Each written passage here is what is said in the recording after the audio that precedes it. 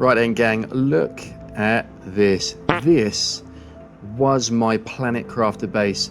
5 hours I spent on this, lads. 5 hours, and it wastes oxygen. It's in the worst spot on the map, aside from being a little bit further down there. And I have to knock half it down to expand. Do not build like this. Right then, astronauts, welcome back. Anywho, today I'm going to show you the 3 biggest mistakes I made with my Planet Crafter base design and how to fix them without starting over. Because what have I done there, honestly? So it goes without saying, this is a chilled session. This is not a speed run. It's just me, my terrible building, and some advice from one dad gamer to whoever you are. And this is what I would do differently if I was starting again. Guys, let me know in the comments, what is the worst base you've built? I can't be, look at the state of this, I can't be the only one, surely. Half my base is underwater, look at the state of that. Okay, so pretty obviously, mistake number 1 is where I have built this thing. Now I thought ahead of time, and I knew not to build down there, which I'm glad I didn't, because we'd have to be a fish. However, this placement wasn't a tremendous amount better, really. We built our porch area, and we could then only extend sideways because I built it right next to a rock. Look, it's not too bad in terms of being central for ores and things like that, but when it comes to expansion, I am now out of options. So, where do you actually want to be? Now, no, not over here. Psych, it's behind me. Welcome to my creative world. This is actually what I'm working on in my playthrough for YouTube. So if you want to catch that out, do go and follow along. This is what I'm working on, and everything you see here is able to be crafted from the position that I am currently in my playthrough world. We're on a nice flat ground. We are very central in terms of, you have the ores over that way for aluminium and uranium, and over to the right hand side you have the iridium caves, as well as some osmium a little bit further up, and sulfur then on behind.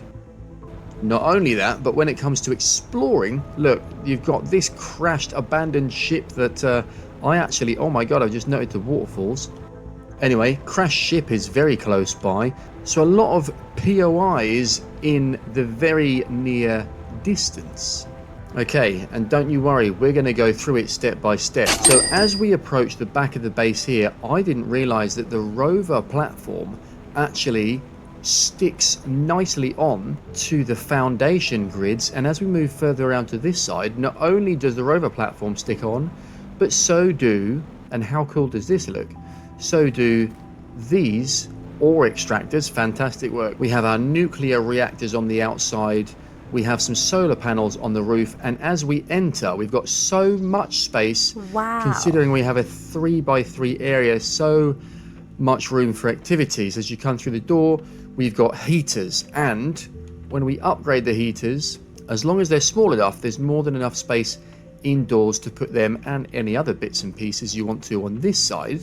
We walk through to the biodome, so we've got enough food at the side for some food growers, I guess, or plant growers, or whatever the word is, around the outside. Plenty of room, nice and bright. As we head down the backside corridor, as being sprayed in the face by grass spreaders, loads of food growers on this side and loads of plant growers on the other side, with a big crafting station in the middle, and all of our user interfaces at the back, and a ladder for upstairs, where we have a more than suitable space for storage, another advanced crafting table, and a deconstructor or recycling machine. Yes, recycling machine, that is the word. And as we head on over to the front of this one, we've got a couple of bits and bobs in here for the feng shui. A nice sofa that you can sit on and admire the view and watch the ground change from brown to green in the coming weeks. But there's more, As we head out of the back door here and move over to this research area, this is the biolab. So I've plonked this on top of the water. The water level shouldn't raise anymore. If it does, this is obviously easily changeable just to raise it up. We can see out of the back of the windows here, you've got the algae growing. So very easy to access all of your bits and bobs. So then lads, where to build your base? There's a big green tick in that box. We're building it right here, and you can always expand higher if you need to by just moving that thing off there. There's loads of space all the way around the edges in the flatness over on both sides, so plenty of room for advancements in the future.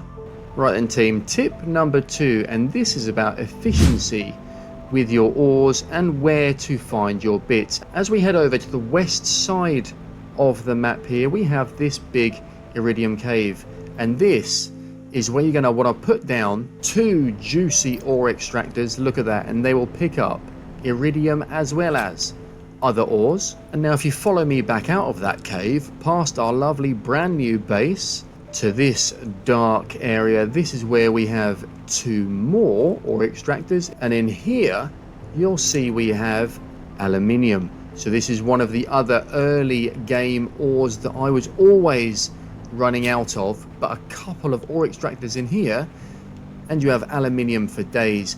The other main ore, and you'll just have to come with me, this one is a little bit trickier to find, but as long as you've got a little bit of oxygen level, then you're fine. Come out of the backside of the dark, crusty, rusty, rocky fields over there, head towards this bit of spaceship that's poking out the ground. Look ahead past these spikes. There is a gap in the wall. Yeah, you found it. Here it is. Follow the corridor around to the left and then back around to the right, and ahead of us, just past this crate and in here, this is where our final ore extractor is going to be for now. We've got 2 uranium. This is a lovely look at the uranium in here. There is loads. This stuff, I thought we could only get it from asteroids coming out of the sky. I was wrong. An amazing little cave there to finish off our collection of colourful rocks. So you put those ore extractors there and you are laughing early game. Now you probably only need 1 in each, otherwise you will start to use quite a lot of energy, and you know what this game is like. Whenever you put something down, you're going to have to put down 3 solar panels just for that. So now you've got all of your ores for the early game that you could possibly need, minus osmium, but you all know where osmium is. Just go to the top of that cave there when the ice is melted. I guess you could put an ore extractor up there as well. There you go, another free bit of advice for you. The only other thing we need to talk about is expansion and future-proofing your base. Now, you don't have to build your base here in this big flat space, but it makes sense. You spawn in, if you've chosen that spawn point, at the bottom of this lake right now. Look, and there is my crashed pod.